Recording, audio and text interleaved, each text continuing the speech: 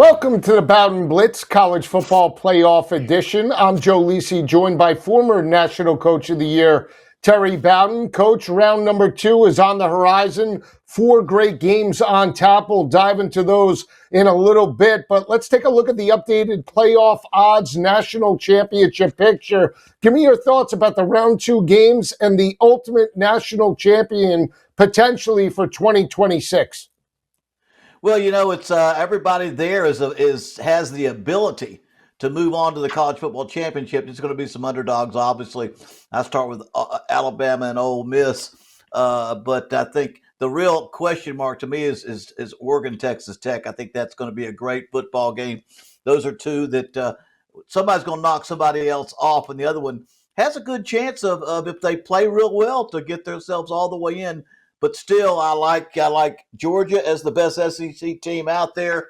Ohio State, Indiana now are still clearly the top 2 favorites. You talk about the Oregon-Texas Tech game. That is one of the tightest spreads, a 1.5-point margin in that matchup. We'll dive into that in just a little bit. But give me your thoughts overall about the coaching matchups when we see, obviously, Dan Lanning going up against Joey McGuire. Joey McGuire did get a first-round bye. It's his first big game at Texas Tech. Did lead 2 bowl wins in back-to-back years. How do you break down the coaching matchup, Oregon, Texas Tech overall? Well, Oregon, Dan Lanning has that SEC history. He's got background at Georgia, Alabama. He understands football from a defensive standpoint. Run the football is huge at Oregon, though he has the talent that comes from a NIL rich program like Oregon. He understands that you win with defense and running football game and a dual threat quarterback. But Joey McGuire, he comes out of the high school ranks, many years as a great high school coach.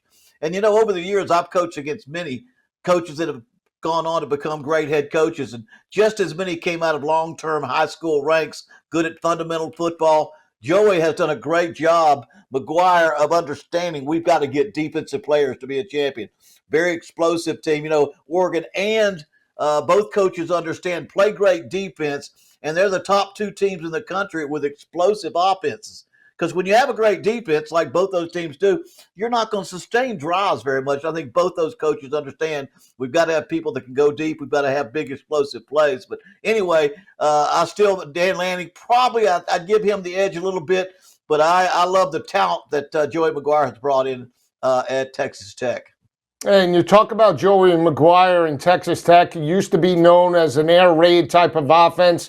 With the late Mike Leach, they didn't really play all that much of defense. It was, hey, the first team to 50 points in the Big 12 back in the day would potentially win that matchup. No longer the case. When you look at Texas Tech, and to your point, you look at the front seven led by David Bradley, and that front seven, they're holding opposing offenses to only 2.5 yards per carry, less than 80 yards per game. It's the top rushing defense out of all the 12 teams in the college football playoff. They're physical at the point of attack, and we haven't seen teams throughout the Big 12 season really stretch this defense over the top, and that's going to be, I guess, the key matchup going up against an explosive, balanced offense in Oregon with now a veteran quarterback in Dante Moore. Yeah, it's a great challenge because, like I said, both these teams, 1 and 2 in explosive plays, but they're both in the top 4 and not allowing explosive plays. So something's got to give. But again, I love the philosophy, and it seems like the quarterback, Baron Morton at Texas Tech, fits more of that manager style. He's more of the Georgia-style quarterback. He understands the offense. He knows how to run the offense. Not as dynamic as Dante Moore, but he is able to throw the deep ball and throw the explosive play. And so I like the way they play football, and I think both teams are coming out there with the chance to go over top. I don't see either one of those teams sustaining drives very far as well as their defenses play. No, absolutely. That's going to be the biggest thing. Can Oregon run the football consistently on Texas Tech? If so, they could be in manageable third down situations. That could open up everything for the speed of the Oregon Ducks. When you look at the flip side, how Texas Tech potentially might challenge Oregon. We've seen Oregon dominate James Madison in the first round game, but they did allow 500 total yards. You can account that to garbage yards and garbage points in the second half of that matchup. Yeah. But talk to me about the offensive philosophy potentially of Texas Tech in this round 2 game going up against a solid front seven in Oregon. Well, it's going to be a little different. This is the most talented team they've played this year, and they're used to double-digit victories. I want to say almost every single win they've had have been double digits. I'm not sure what their comfort level is in a tight football game, and I think this will be a tight football game. But I think they have a team that's built for that. I think they can sustain, run the ball, try to go over top, play great defense. I think this is going to be a tight football game. That's why the spread is so tight. And I think both teams have got to be comfortable running the football, doing as best they can with the running, because when they can get short yardage on third down or second down, or they do have a first down and they want to take a chance, go deep, get your deep ball, try to get some points out of something special there. But it's going to take patience. Dante Moore, better dual threat quarterback. He didn't have to run even against James Madison, but I think if they allow him to be a little more fluid in his running game, mix that in with their passing attack, that could be a real advantage for Oregon. No, it really can, and they're going to have to contain David Bailey. I mentioned him at the start of the show, 13 and a half sacks. The transfer from Stanford is going to have to account for him at all times. If you're an Oregon offensive lineman, the offensive staff is going to have to get the football out early to really get that defense moving sideline to sideline, and potentially, Coach, that could open up the rushing attack later in that matchup. I brought this up earlier. I want to get your take again. Are we giving any advantage to Oregon being that they played a first-round game? They were able to maybe work out any type of kinks after the 2 or 3 week hiatus, where there's now more pressure on Texas A&M to come right out of this gate and be hitting on all cylinders offensively and defensively?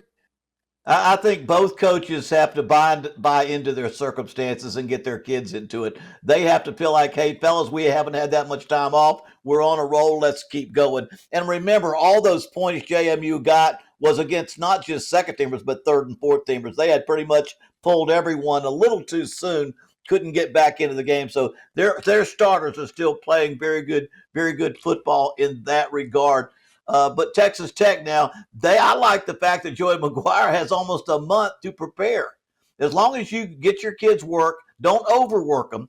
You got a chance to really add some things. You could get 7 to 10 points early just by doing something different. We saw that earlier in the year in Louisville against Miami. We saw a coach had a week off, made some adjustments. I think you go out there, and so both sides can sell what they have. They're coming off a win, they're ready to play, versus I've had a month to put something new in. So it's a chance. I think Texas Tech, better chance to have wrinkles if you're at Texas Tech. Absolutely, and we talk about turnovers being a critical part of potentially wins and losses in the college football playoff. Texas Tech, one of the best turnover margins in the nation at plus 17 entering this matchup. They're holding opposing offenses to only 68.8 rushing yards per game and 2.3 yards per carry. That potentially can be the difference in this matchup. Coach, we know the Big 12 potentially is not getting any love in this college football playoff. I like Texas Tech with the points early on here. How do you see this game playing out?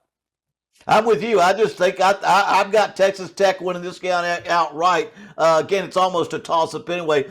But as good as offense is for Oregon, and I give Oregon a little edge offense and quarterback, I think the big strength of the team is their defense at Texas Tech.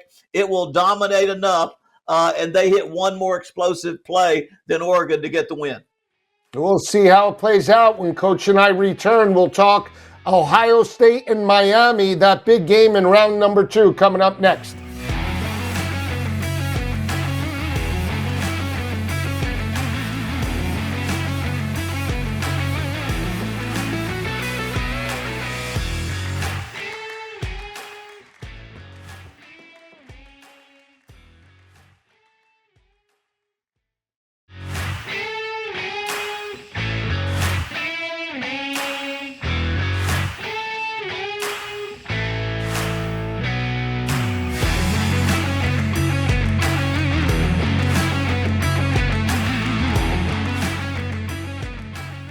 All right, back on the Bowden Blitz. Joe Lisi and Coach Bowden breaking down week 2 and round number 2 of the college football playoff. Dynamic top 25 battles across the board. We left off talking about Oregon, Texas Tech, the tightest spread in round number 2. We'll turn our attention to a battle of brand names. Ohio State and Miami. These teams battled it out in the 2003 national championship game. That was the game that Jim Tressel and Ohio State prevailed. Controversial pass interference call. Now the Miami Hurricanes coach enter this matchup 9.5-point underdogs. But I'll say this. If their defense plays the way it did against Texas A&M and their quarterback Marcel Reed, they're going to be within this margin. How do you see this game early on playing out? Well, I'm gonna tell you and you're right. The Miami of today is playing defense like the Miami of yesterday. Those days from 2003 and before that, Jimmy Johnson era, Dennis Erickson, all those great teams at Miami played great defense, and we saw that against Texas A&M, sacking the quarterback 7 times, holding them to 3 points. Great victory there, and I think that'll be something that could very well be a problem for Ohio State. The speed they have, the pass rush they have. Sayan has not been under much pressure this year. He did not play that well against Indiana, which gave him a lot of pressure. And if you go all the way back to Texas, it wasn't a great performance by the quarterback way back there, but he is the most proficient, the most accurate. But he will be tested, and it's that Miami defense that gives them a chance. I think we're in for a slugfest here. I think Miami has the speed to match with Ohio State and the defense to put some pressure on them because Ohio State doesn't overwhelm you with their their running game. And I do think if you talk to people down in Miami, and I have talked to people around the program, they're concerned about those 2 wide receivers and the deep ball threat of Ohio State scares them to death. It does, and you're talking about a Miami defense up until this point that has been very good statistically. They're holding opposing offenses to 194 passing yards per game. They're holding opposing quarterbacks under 60% completion percentage at 58.4 on the season. They've only allowed 11 passing touchdowns and have forced 14 interceptions, but you're talking about a different animal at Ohio State. We talk about Ohio State wide receivers translating to the NFL. It's not even close when you look at some other programs. Jeremiah Smith, Cornell Tate are going to be a problem. Texas A&M wasn't able to stretch that defense over the top, but that's where you got to believe that Ryan Day and this offense potentially have an inside edge against the speed of Miami. Yeah, and Ryan Day, he'll be the one calling plays in this game. He's done it before, and he's going back and taking over to replace the offensive coordinator, and he's got to have that built into his game plan. But often you have to run the ball well enough to get enough second mediums or second shorts, third and shorts to get those deep ball, which means to me you've got to do it on first down some. You got the one down, you can hit that big play. Get that built in because, again, I'd much rather see a 1-play drive than try to get a 7 or 8-play drive against a defense like Miami. So that's going to be the big question mark. That, and obviously, can Carson Beck play a clean football game? At times in big games, he has made turnovers and made mistakes. He's got to have a great football game in this one too, just to make sure they take advantage of their opportunities because they face a defense that's the best defense they've faced all year. Yeah, absolutely. And I think that's the breakdown that we'll take a look at as you talk about Carson Beck and the last performance in the road win over Texas A&M. Carson Beck only threw for 103 yards, Coach. He did throw for the touchdown. The reverse to Malachi Tony counted as a pass, but you just look at this defense for Ohio State. Statistically, they don't allow big plays. They're holding opposing offenses to only 130 passing yards per game. We saw what they were able to do for the most part in containing Indiana and Fernando Mendoza. You have to take some shots in this game, and that's where I do have some concerns about Miami's offense. At times, outside of Malachi Tony, there really isn't another go-to guy. CJ Daniels at times has stepped up, but there isn't consistency week to week in the passing attack. Yeah, I think they were just painfully conservative in their game against Texas A&M. Not until that last quarter, that last drive, did they open it up, got some big yardage and they got Malachi Tony. They do have to get him the football. And they have gotten him the ball a good bit, but they have to build in that explosive play, and they have got to up it up. They can't just run the ball, and be successful against Ohio State. And I don't think you're going to keep it close enough if you don't at least match them for what they can do offensively. So I think we got to see a game out of Miami that does run the ball, but you've got to have some explosive plays, just like they're expecting Ohio State to try to do against them because of their skill. We'll see how that goes and if they will open up. But Cristobal, that's a lot of it has to do with his mentality. He's got to be careful if he tries to play this game too close to the cup, because you get behind Ohio State 10 to 14 points. Their defense is the best in the country, and it will be hard to catch up. Holding opposing offenses, Ohio State, to less than 10 points per game, only allowing 129 passing yards to opposing offenses, holding opposing quarterbacks to 59% completion percentage. But more importantly, they have only allowed 6 passing touchdowns all season long, and they forced 8 interceptions. So you're going to need a much better effort out of the Miami Hurricanes, especially coming right out of the gate in this matchup on a neutral field. Coach, I do want to ask, quarterback battle. Carson Beck, experienced but hasn't stepped up, let's say, in the passing attack, but he does have championship game experience playing in SEC championship games at back-to-back years for the Georgia Bulldogs. Sayin played in one championship game and lost to Fernando Mendoza. Any inside edge to Beck over Sayin for that matter? I've seen enough of Beck in critical situations not do what he needs to do. I think you're right. It's a matter of which one doesn't turn the ball over, doesn't make the mistakes. We're talking about big plays, but I got a feeling making a mistake, turning the ball over, as usually in a game like this, in the top teams, the team that turns the ball over less, the quarterback that doesn't make key mistakes that end up in a turnover, is the one that's going to lose the football game. I go to Sayin a little bit on this one. When we come back, we'll talk about some of the other teams in the college football playoff playing in round number 2. Keep it where it is.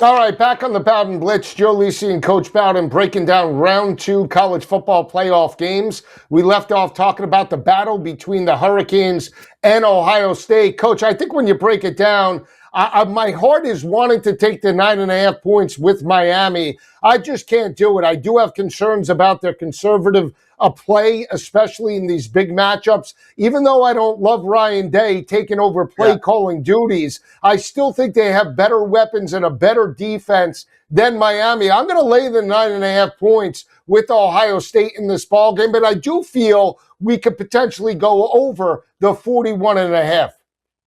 Well, the only thing I'm going to go, and I think Miami can keep it within the points, and I'm going to take Miami and the points. I just think about how Julian Sayin has played against the best 2 teams they played. They lose 13-10 against Indiana. They win 14-7 against Texas. These are the 2 best talented defenses, and you've got to put Miami's defense in the same category as those 2 defense. Great team speed, ability to put pressure on the quarterback, how to say and respond in a big game with a lot of pressure on him. So again, I can't pull against Ohio State because of how good they are in overall team, but 9.5 is just too much for me.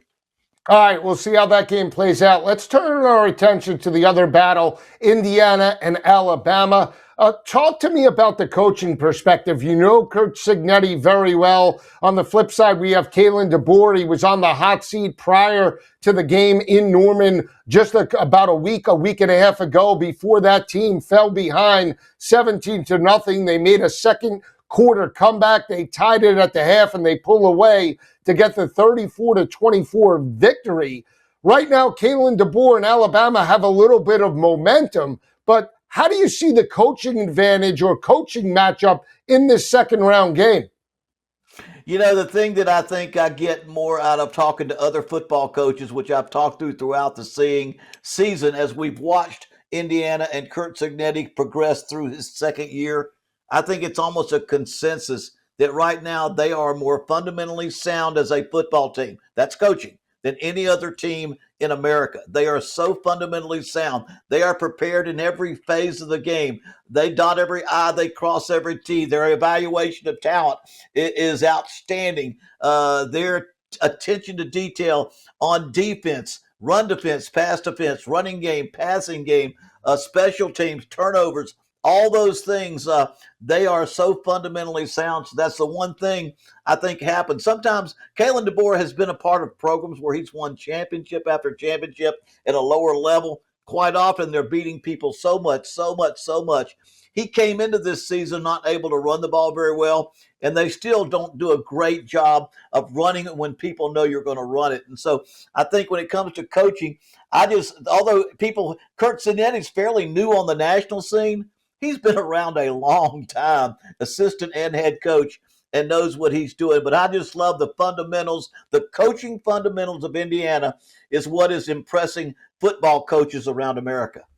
Yeah, we'll see exactly how that second round game plays out. Indiana right now is a 6.5 point favorite in that matchup. I think just looking at it overall, Coach, I would give the inside edge from a speed advantage to Alabama over Indiana. It's not a knock on Indiana and what they were able to do up until this point, 13-0, number one overall seed, but we are talking about Alabama and SEC caliber speed going up against the Big Ten. And even though the defending national champion Ohio State and Michigan Wolverines in back-to-back years have hoisted the hardware, this is still SEC, caliber team right now with Kalen DeBoer, and that's where I will give the inside edge to the Crimson Tide in the second round game.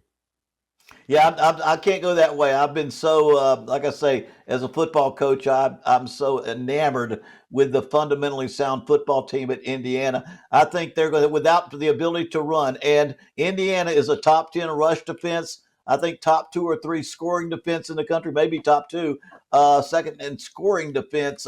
It's going to come down to, can Ty Simpson play a perfect football game? I think he's going to have to play a perfect football game for them to come in there and not turn the ball over that. And I give that to Indiana. Mendoza got the Heisman Trophy for a reason. He is a great quarterback who also has made big plays in 2 games where he had to make the plays himself. Yeah, we'll see how those games play out. If Fernando Mendoza does maybe dominate Alabama and move on to the semifinals, Fernando Mendoza potentially could be the number 1 pick in this upcoming draft for the NFL this coming April. We'll see exactly how it plays out. For Coach Bowden, I'm Joe Lisi. We'll see you next week. Enjoy the games. Have a great week, everyone.